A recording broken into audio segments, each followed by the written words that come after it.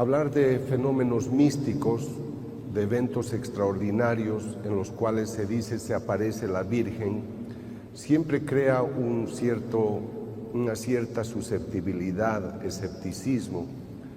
Ustedes son muy bendecidos en Colombia porque seguramente junto a México, a Filipinas, Guatemala, Polonia, son uno de los países más católicos del mundo, porque para ustedes la parte espiritual es muy importante.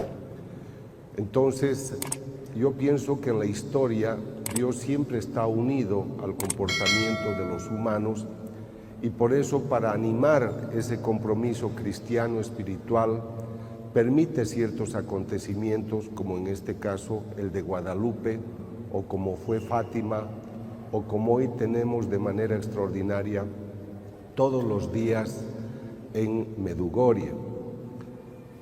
¿Por qué suceden los milagros? No sé si alguno de ustedes ha visto personalmente a la Virgen, pero muchos no la hemos visto y creemos por fe. Acabamos de comulgar el cuerpo eucarístico y nosotros por fe creemos que Cristo está presente en la Eucaristía, pero a veces ni el sacerdote ha visto la carne ni ha visto la sangre, pero por fe creemos que Cristo está presente en la Eucaristía. El Catecismo de la Iglesia Católica, en los numerales 150-153, explica que la fe es una adhesión libre y voluntaria a la verdad revelada porque confiamos en quien la ha revelado. Entonces, tú eres católico, crees que la Virgen María es la Madre de Dios, es la Madre de Jesucristo, y tú dices sí, pero yo te digo, tú no la has visto. Dices no, pero yo creo por fe. Entonces, ¿por qué sucede el milagro? Hay un teólogo que se llama León Dufour y él dice, el milagro sucede para confirmarte que aquello que tú crees es verdad. Yo he hecho muchos estudios de apariciones de la Virgen, apariciones modernas, he estado en más de 100 apariciones, y el momento que el Padre con tanta emoción y entusiasmo celebraba la misa y ustedes le acompañaban, yo pensaba realmente en el gozo que habría en el cielo cuando la Virgen, Dios ve que sus hijos la recuerdan de manera agradecida. Tu presencia fue importante para nosotros, es importante. Y a mí como investigador me alegra decirle a la gente, esto es verdad, esta no es una leyenda, esta no es una tradición, no es un cuento, es real. Pero como a veces la gente duda, y la Virgen de Guadalupe ha sido muy cuestionada aún por los propios mexicanos, la Virgen nos da muchas pruebas de su presencia. Este es el libro del cual el Padre hablaba anteriormente. Es un libro que está escrito en lengua náhuatl y relata toda la experiencia de Juan Diego. Se escribió a los pocos años de haber tenido esa experiencia extraordinaria, o sea que hay documentos que nos ayudan a creer que la historia de Juan Diego realmente tiene un asidero muy concreto. Ustedes saben que Juan Diego era sí ya un hombre mayor, pero se lo conoce como un hombre muy honesto, muy moral, humilde, sencillo. Esta es la colina del Tepeyac, y es acá donde se encuentran ya otros documentos que son de la época, donde se explica lo que puede haber sido esta aparición. Pero la historia es interesante, el Padre ya les ha dicho varias cosas. La Virgen se presenta a este campesino, pero algo que yo quisiera rescatar es el comportamiento de Diego. Diego la ve a la Virgen, estamos hablando del año 1531, diciembre, y él se muestra entusiasta y respetuoso. Le dice, mi niña, mi preciosa, mi hermosa, mi bella, yo soy el pequeño. Este detalle es sumamente importante porque está mostrando una aceptación. Yo les voy a mostrar luego otra aparición que ocurre un siglo y medio después en Sudamérica, pero el hombre a quien se le aparece es un cacique, es más culto que Diego, es más poderoso, pero él toma una lanza y se la arroja a la Virgen, no le dice mi niña y mi preciosa. Yo trabajo mucho en México, acabo de llegar hace 3 días de México a su país, y yo les decía a los mexicanos, yo soy extranjero, conozco todas las ciudades más importantes de México, dicto unas 100 conferencias en ese país, o he dictado, y es un país que se declara mexicano y guadalupano. Entonces yo les pregunto, ¿por qué creen ustedes que Jesús, Dios, permitió que su madre se quedara acá? Porque sabía que el mexicano la iba a cuidar, iba a ser de ella su estrella. Y por esa actitud de aceptación que ellos han tenido, hoy se la conoce como la emperatriz de las Américas y del mundo. Yo estoy en Filipinas, estoy en Corea, estoy en Egipto, estoy hace poco en Washington, en su gran basílica, y siempre está presente la Madre de Guadalupe.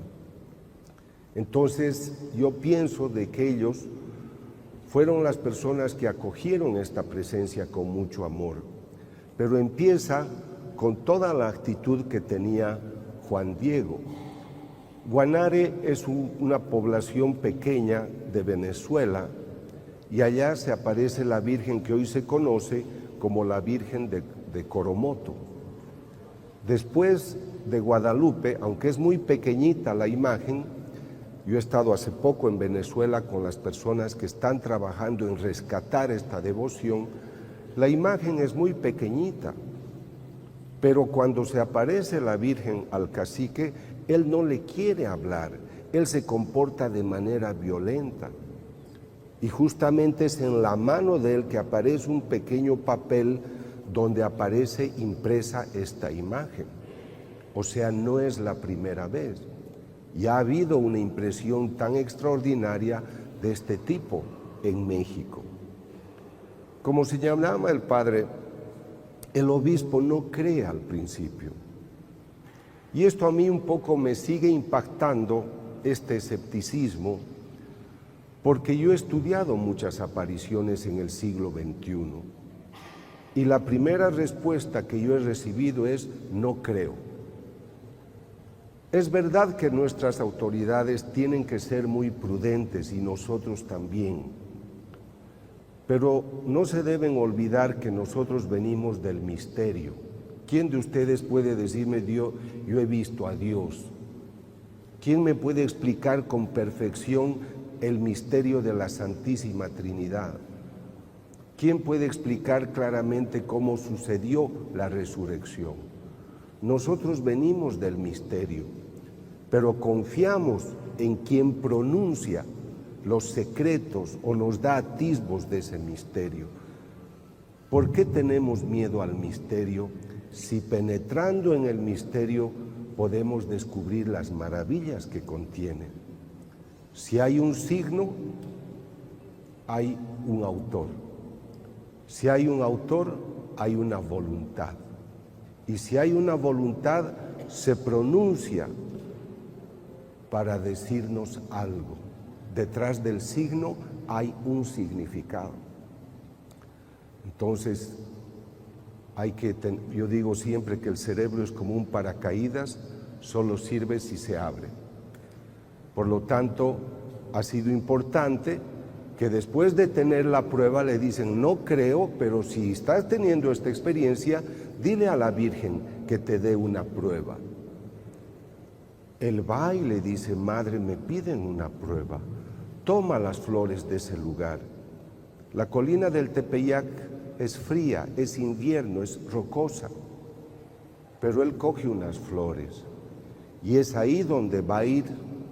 Lo hacen esperar mucho tiempo, no lo reciben inmediatamente, es objeto de burlas, pero cuando él muestra su poncho, el ayate, pues ve impresa esta imagen extraordinaria. Esta es una toma del original de la Virgen, Vean la superficie con un color, pigmentos perfectamente adheridos a una superficie que además es irregular. Pueden ver acá que en el medio hay una división. En realidad el poncho tenía 3 divisiones. Está confeccionada con el hilo de la fibra es de un cactus que normalmente ellos lo utilizaban para protegerse, para hacer pequeñas canastas, pero la duración es de 15 a 30 años.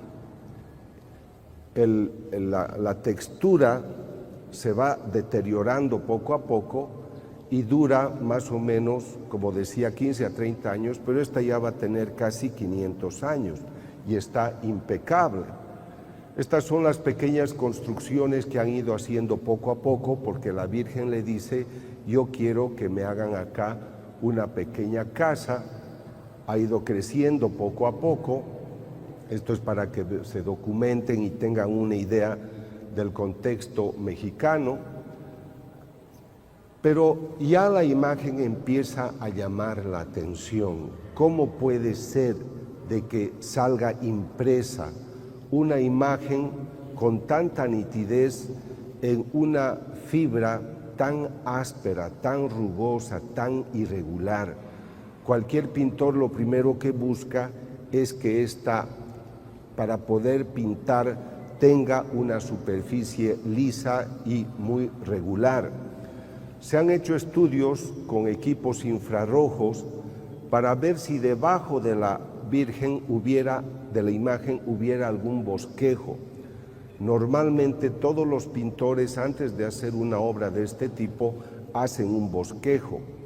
Entonces el estudio infrarrojo muestra que debajo no hay ningún bosquejo que hubiera ayudado a hacer la imagen. Acá van a ver las fibras irregulares del cactus, que es el maguey. Entonces quisiera que mediten un poco, que aquí les estoy mostrando la superficie de la imagen real, y aquí ven cómo en un primer plano cómo es irregular la superficie. Aquí tienen el maguey, aquí tienen cómo van obteniendo el hilo, pero ahora estén muy atentos, porque vamos a penetrar dentro de la confección y van a ver cómo es realmente esta tela. Vean la perfección del color, los detalles que ustedes observan, las manos, el cuello, los ojos, pero ahora fíjense cómo es realmente la tela. Van a ver el interior, vamos a penetrar, y díganme si en esta superficie alguien puede pintar una imagen con tanta nitidez. Esto es lo extraordinario. Cuando se han hecho estudios, los equipos españoles de artistas han querido ver si habían pinceles que se utilizaban, porque el pincel le da una dirección al color, pero acá no hay una dirección. Los científicos concluyen de que el color brota del interior, como si hubiera sido disparado por alguna forma de radiación desconocida. O sea que se excluye que cualquier mano de artista hubiera pintado esta imagen. Hubo muchos accidentes que han deteriorado la imagen, pero por ejemplo acá se derramó ácido nítrico. El autor se escapó por miedo, porque dijo: he destrozado lo más bello que tienen los mexicanos, pero se creó una mancha que sí hubo una quemadura que se fue refaccionando por sí sola. Pero algo que está llamando la atención también hoy a la gente es de que en los contornos hay una especie de deterioro por el tiempo. Por eso han puesto ahora en el vacío la imagen y está sellada entre vidrios, justamente para prevenir cualquier problema de deterioro a causa del ambiente. Pero lo que los profesionales observan es de que todo lo que se conserva dentro de la imagen permanece impecable. El profesor Callahan, que es un profesor experto en biofísica que a mí me ayudó a estudiar un caso de las apariciones de la Virgen en Conyers, Atlanta, en 1993, él dice, si nosotros analizamos la nitidez del color de lo que es la imagen, debo concluir que este cuadro se ha pintado la semana pasada. O sea, la nitidez, brillantez de los colores y la textura muestra de que es algo bastante fresco, pero no lo mismo en lo que pueda ser el alrededor, pero sí lo que es la imagen misma de la Virgen. También el Padre les ha explicado que hubo muchas persecuciones. México ha sufrido en 1928, 29, 30 persecuciones religiosas, pero hubo otros antecedentes ya. En 1919, 20, 21, 22 hubo algunos atentados, pero uno muy fuerte sucede cuando colocan en el altar una dinamita para destruir la imagen, explota la dinamita, pero lo único que sufre es un crucifijo de bronce que es el único que queda doblado. Si esa explosión ha creado semejante circunstancia, imaginen ustedes lo que habría hecho con la imagen, la tenía que haber hecho polvo. Pero vean aquí cómo pues Dios salvaguarda sus cosas. Si ustedes van a la basílica van a poder observar este crucifijo y van a poder ver siempre la imagen intacta. Ya en los años 30, 50, 1930, 50, se hacen estudios fotográficos de primeros planos de los ojos de la Virgen, y Carlos Salinas con Manuel de la Mora, que fueron de los primeros que se dieron cuenta de algo especial en los ojos de la Virgen. Observaron que en la córnea se veía el rostro de una persona con barba. Yo he estado con los científicos para poder indagar cómo han trabajado ellos. Han hecho muchísimos estudios en distintas épocas, pero se ha confirmado realmente que en la córnea hay la imagen de algunos personajes que poco a poco van a ir ustedes viendo con mayor nitidez. Vean acá, por ejemplo, se insiste en este rostro de una persona con barba, pero vamos a penetrar con mayores detalles. Este es el profesor Enrique Graue, que era oftalmólogo, y él dice que en la córnea, en el cristalino, se observa la imagen de un hombre con barba, que es lo que acaban de ver ustedes. Pero una declaración del profesor Graue es la siguiente. Él toma su oftalmoscopio y está mirando. Fíjense que para hacer estas investigaciones tienen que poner una plataforma alta y poder trabajar con cierta tranquilidad.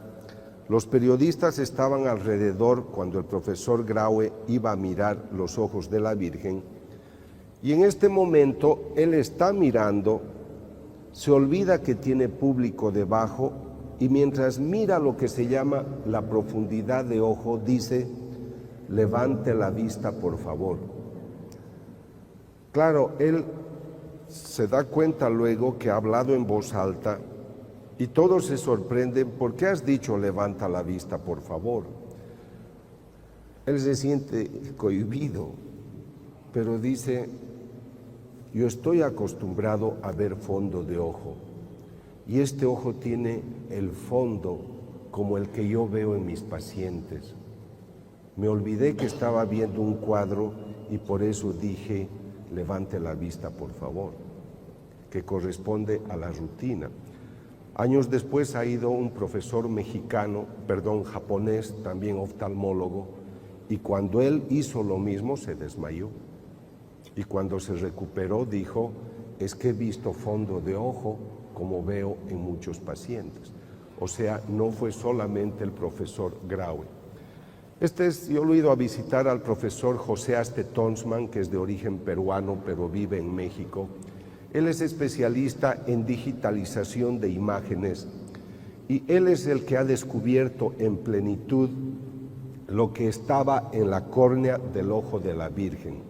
Un indígena sentado con las piernas cruzadas, un hombre de barba anciano, otra persona, alguien que tiene un gorro y que está teniendo en las manos un lienzo. Él piensa que este es el momento en el cual Juan Diego, que tenía un gorro, está mostrando realmente la imagen de la Virgen. Encuentra una mujer con un sombrero de 3 puntas. Nadie había visto en nuestras épocas algo así, pero los estudios históricos muestran que en esa época habían personas que tenían sombreros de 3 puntas. Hay un niño. Este fenómeno se llama la ley de Purkinje y Samson. Si yo me aproximo a una persona que está cerca de la luz, yo puedo ver que en su ojo, en la córnea, se refleja alguna imagen, porque la córnea se comporta como un espejo. Esa ley ha sido muy estudiada por los médicos. Aquí ven ustedes cómo la córnea, el cristalino, la pupila, pueden captar imágenes incluso al revés. Eso sucede en el ojo de cualquiera de nosotros, en los 2 ojos. Entonces el profesor Aste ha estudiado los 2 ojos y puede ver perfectamente que como unos están siendo captados por el ojo izquierdo, otros por el derecho, la postura de todos cambia absolutamente y todos están reflejando el comportamiento, su presencia de acuerdo a la angulación en el lugar que se encontraban. Entonces la conclusión del profesor Aste Tonsman es de que durante la aparición había 13 personas y entre ellas descubre una mujer de raza negra, que es la última.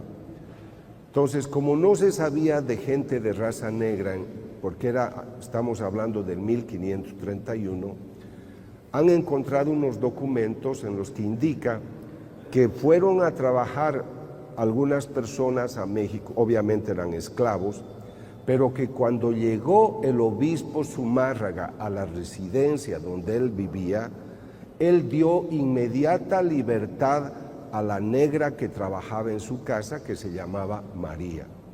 O sea que históricamente se puede demostrar que había realmente una persona de raza negra en la casa del obispo, y esa persona se la ha podido identificar gracias a estos estudios. Quisiera que observen muy bien esta imagen, porque acá les estoy mostrando en la fotografía obtenida microscópicamente por digitalización por el profesor Aste Tonsman, hay un hombre anciano. Pero ahora vean lo que sucede con esta imagen. Este es el obispo Zumárraga. Ese es un cuadro que se pintó años después. Entonces fíjense cómo realmente tenemos las pruebas de que en el momento de la aparición estaba el obispo. Hay un hombre que interpreta a este como el traductor que le estaba traduciendo al obispo lo que hablaba el campesino, porque obviamente no estaban hablando en español. Yo he estudiado bastante y he estado con el padre Gobi. El padre Gobi fundó los movimientos sacerdotales marianos y en sus textos escribe algo que le dijo la Virgen. Estoy hablando de 1980-81. Busquen los secretos de mis ojos en Guadalupe. O sea, la Virgen se lo dijo por su parte al padre Gobi, pero ya la ciencia por su parte estaba trabajando estos temas. Se han hecho muchos estudios sobre la geometría, sobre la presencia de las estrellas, pero por ejemplo los expertos en pintura, en arte, han hecho estudios sobre la distribución geométrica cuando ellos pintan un cuadro de este tipo, y han hecho todo un seguimiento geométrico para ver la perfección, cómo está centrada la imagen, demostrando que realmente todo el cálculo de focalización, distribución, es realmente perfecto. Esto lo ha hecho un artista altamente formado en lo que pueda ser la tridimensionalidad, la angulosidad, la perspectiva, y por eso creo que vale la pena poder conocer estos datos. En la actualidad se han interesado mucho por todas las estrellas, son 46 estrellas que figuran en el manto de la Virgen, y hoy se sabe, porque se ha trabajado mucho desde 1980 con astrónomos tratando de explicar cuál es el significado de las estrellas, y han concluido que las estrellas están presentando cómo se presentaban en ese momento las estrellas, los planetas, en el momento de la aparición.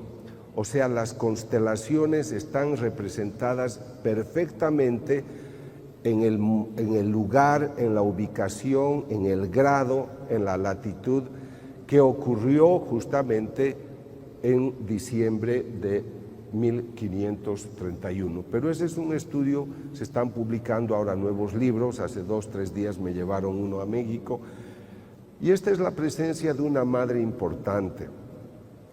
Hay misterios, como por qué no se deteriora el ayate, cómo puede haber esta imagen tan perfecta sin que se pueda evidenciar la presencia de una dirección en el pincel. Ahora tengan cuidado, porque a veces hay gente que seguramente con una buena intención manipulan la información, y en internet tal vez algunos de ustedes han visto que han dicho que han puesto unos termómetros, han puesto sistemas para medir latidos del corazón, y han demostrado de que en el vientre de la Virgen hay un niño que está latiendo, que su temperatura varía. Eso no es verdad, nadie ha hecho una investigación de ese tipo. Es mentira también que la NASA hubiera investigado, la NASA no ha investigado. Entonces a veces ponen las personas, por ejemplo los que están trabajando para el aborto, en contra del aborto, dijeron: la Virgen muestra de que en su vientre hay unos latidos, que se le ha hecho el estudio. Con eso quieren decir es que ella está embarazada y hay los latidos. Evidentemente la forma es de una persona embarazada, porque la Virgen siempre va a anunciar a su hijo. Pero no es verdad que se hubieran hecho registros fisiológicos de alguien, de un niño que esté en el vientre y que ponga en evidencia latidos. Entonces, en este sentido hay que ser sumamente cuidadoso. Si ustedes van a la basílica, esto es lo que van a poder observar. Es un cofre con toda la seguridad de un vidrio blindado, pero sobre todo está la imagen cuidada en el vacío para evitar cualquier forma de deterioro.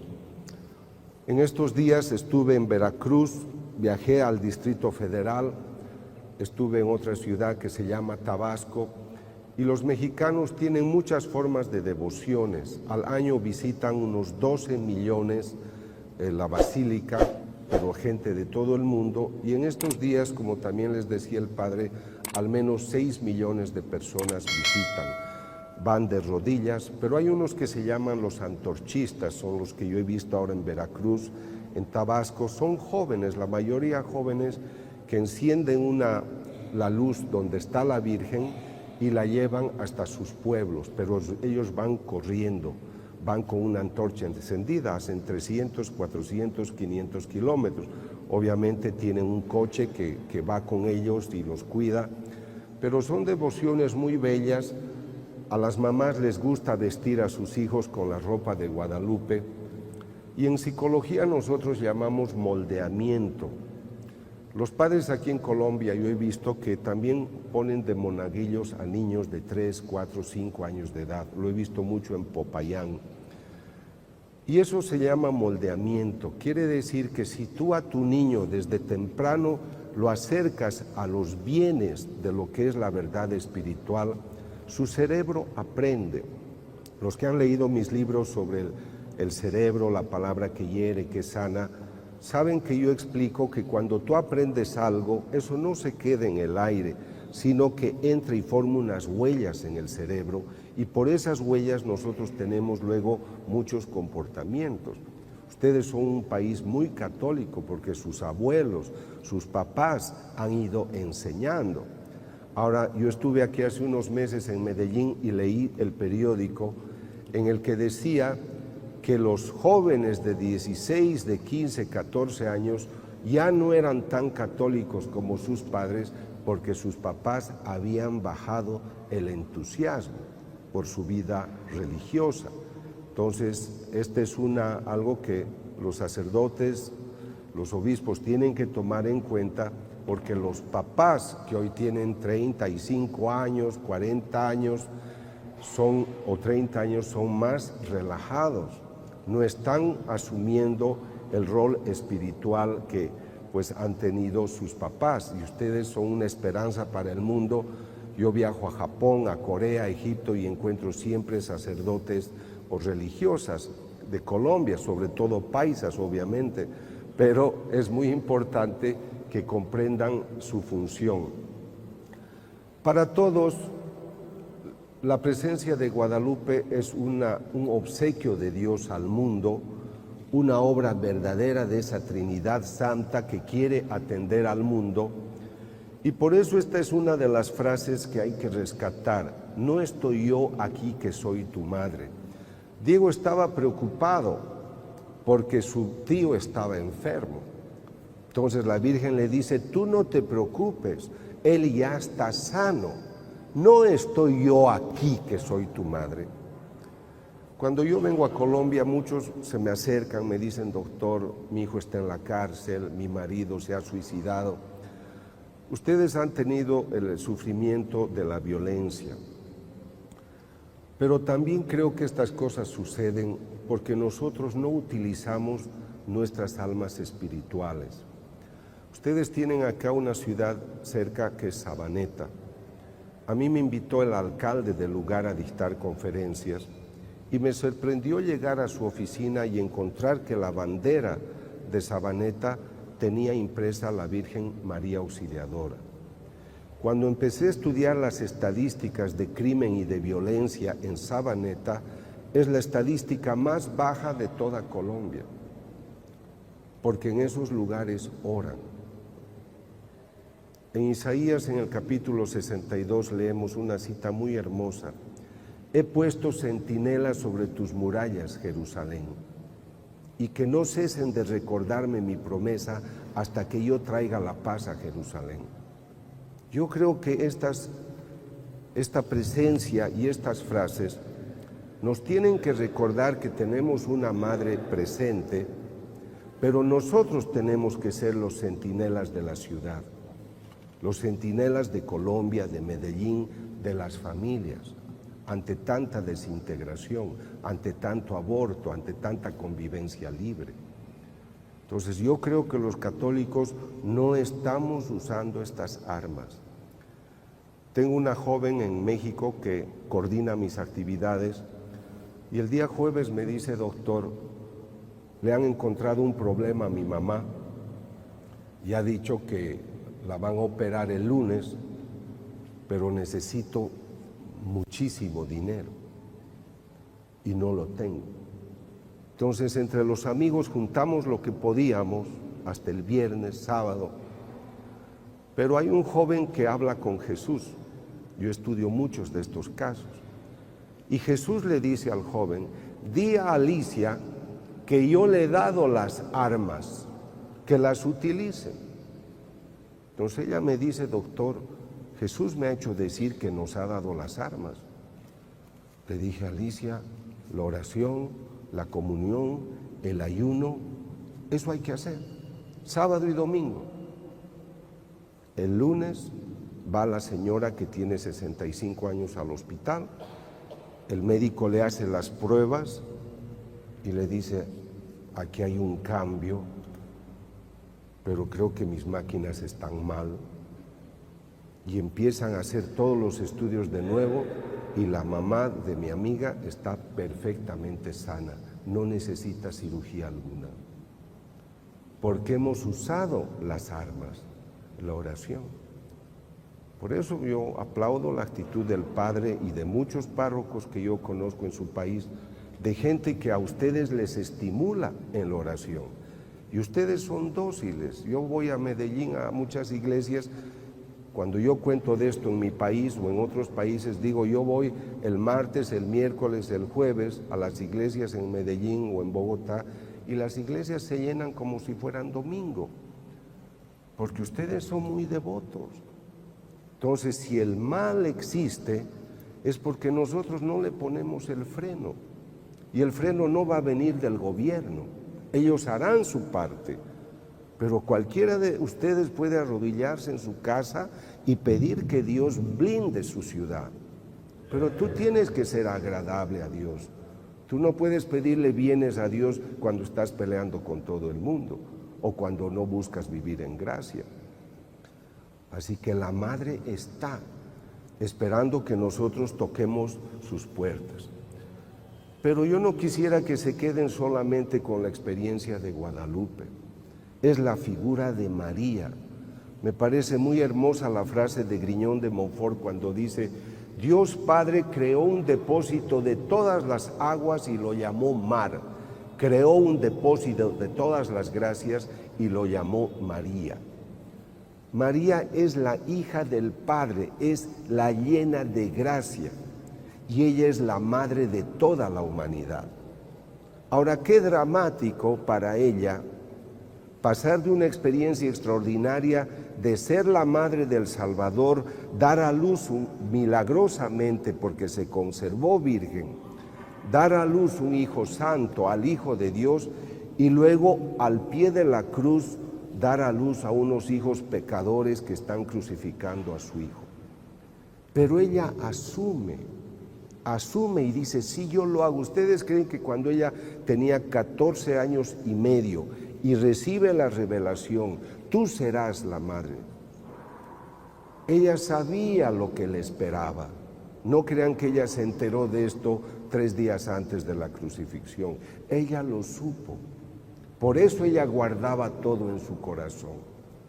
Entonces es la figura de una madre valiente que nosotros no solo vamos a aplaudir desde afuera o admirar, tenemos que imitar sus pasos, porque ella es una mujer. Esta es una frase de Juan Pablo II, donde habla como una mujer excepcional para todas las generaciones.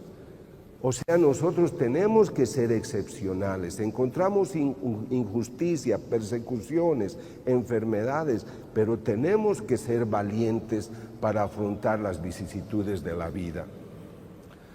Alégrate, llena de gracia, el Señor está contigo. Pero ella responde, aquí está la sierva del Señor, que se haga en mí según su palabra. A veces tenemos pruebas. Acabo de estar en un país en Centroamérica y han matado a una joven de 18 años en una zona. La mamá se enoja con Dios, va a comulgar, recibe la hostia en la boca, después la escupe y la tira al suelo. Porque está enojada con Dios. Por tu culpa han matado a mi hija. Por favor, tu hija va con malas amistades, tu hija se droga, está rodeada de drogadictos y ahora le echas culpa. Además, tú nunca le has enseñado a rezar un Padre Nuestro. Somos injustos y no estamos dispuestos a asumir las consecuencias de nuestra propia conducta. Entonces, por esta razón, nosotros tenemos que seguir sus pasos. Ella es hija y es discípula. Es la primera, es la persona que dice, sí, yo voy a seguir sus pasos. Por eso nos da la enseñanza luego, hagan lo que Él les diga. Ella ha comprendido. Yo les voy a contar algo que viene de un libro que todos ustedes deberían leer y está en internet. Se llama La ciudad mística de Dios. Es un libro en el cual la Virgen relata su vida a María Jesús de Ágreda, una mística española. Y a ella le dice, ¿sabes? Yo sabía lo que a mí me esperaba. pero yo he aceptado. Pero te voy a contar algo que no se ha escrito todavía. Cuando mi hijo subió a los cielos, tú sabes que le esperaba un gran recibimiento en el cielo. ¿Piensas tú que yo no estaría presente? ¿Que mi hijo no me llevaría a su entrada triunfal? Yo estuve con él. Y después de 3 días en el cielo, yo le dije, hijo, tengo que regresar al destierro. La Virgen llamaba la patria al cielo y decía, destierro es estar lejos de la patria, o sea, tengo que volver a la tierra. Y Jesús le dice, madre, no es necesario, porque tú ya has cumplido lo que tenías que hacer. Y la Virgen le dice, no, hijo, tú has iniciado la iglesia cristiana y es mi deber continuar tu labor. Y la Virgen trabajó aproximadamente hasta los 72 años. Por eso mi pregunta es, cuando el Señor se pierde y la Virgen lo encuentra con José en el templo, hijo, ¿por qué nos has hecho esto? ¿No sabes que debo ocuparme de las cosas de mi Padre? El Señor, cuando muramos, nos hará 2 preguntas. ¿Cuánto has amado y cuánto has cuidado la casa del Padre? ¿Cuántas personas se han convertido por tu ejemplo? ¿A cuántas personas has llevado la palabra de Dios? Por eso Juan Pablo II dijo, todo bautizado tiene el deber de evangelizar. Entonces no es solo el padrecito o la religiosa, sino que cada uno de nosotros debe hacer algo para cuidar esta casa de Dios, como lo hizo María, mostrándonos el camino, que es el camino de la verdad y la vida. Y justamente en nuestra vida, ¿qué es lo que más nos pide el Señor? Que hagamos su voluntad. Por eso la Virgen tuvo este conocimiento y nos da una consigna tan importante como es, hagan lo que Él les diga. Para que ustedes tengan presente, la Virgen es la primera cristiana. Ella es la madre y maestra de la iglesia, porque realmente ella tomó muchos roles. Después que la Virgen ha estado en Éfeso, esto también ella lo relata a sus místicos, ella vuelve a Jerusalén. Pero lo primero que pide es, quiero hacer un recorrido por todos los lugares que mi hijo ha recorrido hasta llegar al Gólgota. Y así empieza el Vía Crucis. Ella fue la autora del Vía Crucis, fue la primera. Después los reúne a los apóstoles y les dice, es hora que tengamos una oración que sintetice la fe que mi hijo nos ha enseñado. Entraremos en ayuno durante 9 días y pediremos que el Espíritu Santo nos ilumine. Las novenas empiezan con la Virgen María. Se reúnen los 9 y dice, Pedro, empieza tú. Y Pedro dice, creo en Dios Padre Todopoderoso. Sigue tú, Santiago, creador del cielo y de la tierra. La Virgen hay que conocerla. Es fuente de sabiduría. El respeto a los ornamentos, todo cómo se iba a ir celebrando poco a poco la Eucaristía. Muchas fueron iniciativas de ella. Por eso, con toda razón, se la debe reconocer como madre y maestra. Ahora, la Iglesia, tomando a María como modelo, tiene que imitarla, pero imitar su fe, su amor. ¿Cómo va a ocurrir esto si yo no conozco varón? Ella tiene fe. Por eso les decía, yo no me quisiera quedar solo presentándoles los misterios de Guadalupe, porque se van a quedar con lo extraordinario y eso está bien. Pero la pregunta es, ¿y qué significa eso para tu vida? La Virgen relata a María Jesús de Ágreda y le dice, ustedes piensan que solo porque yo era María y Jesús y José, nosotros vivíamos en armonía. Es verdad, pero cada uno de nosotros trabajaba cada día para dar lo mejor de sí, porque todos éramos humanos. Entonces ustedes y nosotros no podemos admirar a la Virgen, a Jesús o a San José y considerar que esa es una vida paralela a la nuestra. Nosotros tenemos que hacer lo que ellos han hecho, amar, tener fe. A mí la figura de José me parece que está siendo todavía muy descuidada. Yo he comprendido que en mi oración debo pensar en Dios Padre, Dios Hijo, Dios Espíritu Santo, Virgen María y San José, porque su entrega y su presencia fue fundamental para la historia de nuestra iglesia. Entonces no vamos a admirar de lejos. ¿De qué sirve admirar a alguien si no estamos dispuestos a hacer lo que ellos han hecho?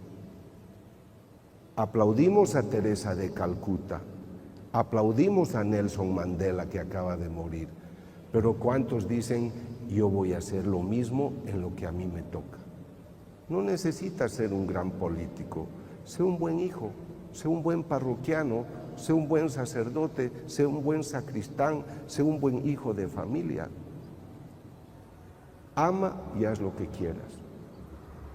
Entonces, por eso decía que debemos entender esta fe profunda, y me parece bellísima rescatar esta cita de Hebreos 11:1, la fe es creer en lo que se espera, es la certeza de las cosas que no se pueden ver.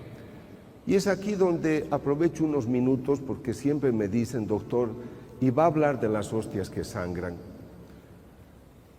La Virgen es madre de la Eucaristía, y seguramente la mayor bendición que yo he tenido en mi vida es tener la oportunidad de estudiar milagros eucarísticos, porque todo cristiano sabe que el centro de la vida cristiana es la Eucaristía. Nosotros por fe creemos que Cristo está presente en el pan consagrado, en el vino consagrado, pero les decía, el milagro sucede para demostrarte que aquello que tú crees es verdad. Mira que estas hostias sangran. Esta hostia sangra el 92 en Buenos Aires, esta el 96. Hago los estudios durante muchos años, 6 años y medio, invitado por el cardenal Jorge Bergoglio, que ahora es el Papa Francisco, y demuestro de que no solamente la sustancia es sangre, sino que los coágulos muestran un tejido vivo. Y no lo digo yo, lo dicen los médicos, patólogos, expertos en medicina forense del corazón. Es músculo del corazón, miocardio, ventrículo izquierdo. Pero el momento que el doctor Castañón tomó la muestra, el tejido estaba vivo. ¿Por qué dice que estaba vivo? Porque hemos encontrado glóbulos blancos intactos, y los glóbulos blancos intactos solo pueden llegar a esta parte por circulación sanguínea. Así que cuando usted tomó la muestra, el tejido estaba vivo. Los glóbulos blancos en nuestro organismo sobreviven 12 horas, fuera del organismo 5 minutos a 1 hora. Estos tienen 6 años frescos, intactos, sin ningún preservante. Entonces esto es demasiado extraordinario. Me ocurre hasta el 2006 estudiando para el cardenal Bergoglio las hostias de Buenos Aires. Pero el año 2009, otro obispo, esta vez un obispo mexicano, me pide que estudie unas hostias que han sangrado. Es el obispo Alejo Zavala, obispo de la diócesis de Chilpancingo, Chilapa, en el estado de Guerrero, donde una ciudad importante es Acapulco. Él me dice, doctor, esta hostia ha sangrado el 2006. Yo voy en noviembre de 2009, 3 años después. Y me dice, estúdiela, por favor. Pero lo primero que necesito que me diga es si la sangre le han puesto por encima o brota del interior. 2 estudios realizados en laboratorios distintos en fechas distintas muestran que la sustancia brota del interior hacia la superficie. Nadie ha puesto. Este es el otro estudio que muestra que del medio sale la sustancia, que es sangre. Los estudios muestran que se trata de sangre humana. Pero en los 2 estudios de hostias que tengo, estoy haciendo 10 estudios, pero en estos estudios, que en realidad son 3, 2 de Argentina, 1 de México, los tejidos están lastimados. En la hostia de Argentina ha habido un infarto al corazón. Estas se llaman estrías y cuando en un corazón sano están sanas, las estrías son rectas y los espacios interestrías son pequeños. Acá el médico, el doctor Federico Tsugibe, dice: su paciente ha sufrido mucho porque ha tenido un infarto al corazón.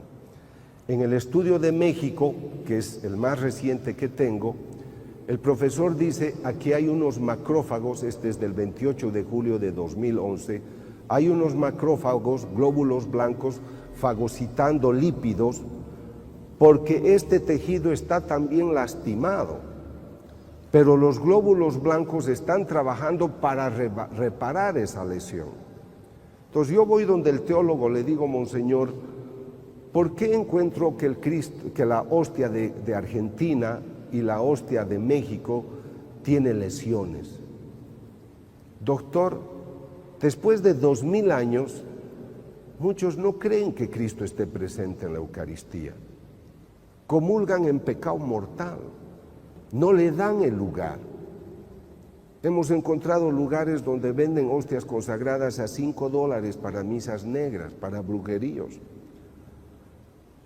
Después de 2000 años no lo reconocemos y lo seguimos crucificando. Por eso usted ha encontrado lesiones en esos tejidos. Pero lo más extraordinario es de que hay estas manifestaciones. Tienen el milagro eucarístico y las apariciones marianas. En ninguna época del mundo hubo apariciones como ahora. En Medjugorje son todos los días desde el 24 de junio hasta el día de hoy. Yo he estudiado el caso de muchos de ellos, pero esto me ocurre a mí en Congers, Atlanta, donde se aparece la Virgen cada 13 de mes y durante la aparición en el cielo se pueden ver imágenes de este tipo. Este es Vishka en Medjugorje, se le toma una fotografía y detrás de ella hay una persona. Ella dice: es la Virgen María. Ella anuncia que al día siguiente, como es Pentecostés, caerán 12 lenguas de fuego y al otro día se pueden tomar en fotografías las 12 lenguas que caen. La imagen exuda lágrimas cristalinas, la Reina de la Paz, a veces una sustancia aceitosa. Yo he tomado muestras para analizar en laboratorios. Esa vez fui al Tecnológico de Monterrey y la sustancia aceitosa es aceite de oliva perfumado a flores. Este es en Congers. Yo le invité a mi madre para que vaya al lugar y esto es lo que han hecho, un altar, pero después en una fotografía del mismo altar aparece una imagen que no existe en ese sitio. Esto ocurre el 13 de octubre, también en Congers, Atlanta. Y esta es seguramente una de las más hermosas en Medjugorje, donde una persona siente la necesidad de fotografiar algo de un árbol y cuando revela la fotografía aparece una persona con el rosario. Entonces, no estoy yo aquí que soy tu madre. La Virgen cuando se aparece en Fátima dice: si no se convierten, vendrá una guerra peor. Y viene la Segunda Guerra Mundial. Y es ahí que vienen las bombas atómicas. Cuando la Virgen se aparece el 81, yo viví en Alemania, quiero aclararles que era ateo, no creí en Dios. Yo he cambiado de vida recién en el 93 con los estudios que he hecho a partir del 92. La Virgen se aparece en Medjugorje el 81 y dice: enmienden sus caminos. Si ustedes no cambian de vida, una guerra destruirá esta nación. y la guerra de los Balcanes hizo destrucciones que recién ahora se van comprendiendo. Yo no tenía nada que ver con temas católicos, repito, era ateo, pero yo dirigía una clínica en Alemania y era profesor universitario. Y tuve que escribir un artículo sobre lo siguiente. Durante esas guerras de los Balcanes, donde ya se divide la Yugoslavia, toman prisioneros a 6.000 niños, porque hay la idea de que al hombrecito hay que matarlo. Y violaban a las mujeres enemigas para que tengan la semilla de los otros, o sea, de los que odiaban. Su idea era una guerra étnica. Pero sobre lo que yo escribí es que toman prisioneros a 6.000 niños, los ponen en filas, los niños tenían 8, 9, 10 años de edad, algunos 6. Los ponen en filas y por detrás los soldados les empiezan a cortar la garganta. Y a medida que retrocedían para matar a los siguientes niños, los cabellos de los niños de 8 o 9 años de edad se volvían blancos en ese minuto. Era un cuadro psicosomático basado en el terror. ¿Les parece bello que los grandes hombres del siglo XXI con sus celulares y digitales estemos siendo tan vulgares en matar gente? La razón por la que yo hago estas investigaciones es para recordarle al humano. Hablo a los musulmanes en Egipto, hablo a los budistas en Corea. No les digo tienes que ser católico como yo. Si quieres ser, ojalá y Dios te bendiga. Pero lo que a mí me importa recordarle al humano de todas las naciones es que somos cuerpo y alma espiritual. Y San Pablo dice en Gálatas 5:22 algo demasiado hermoso que ojalá hoy lo mediten ustedes.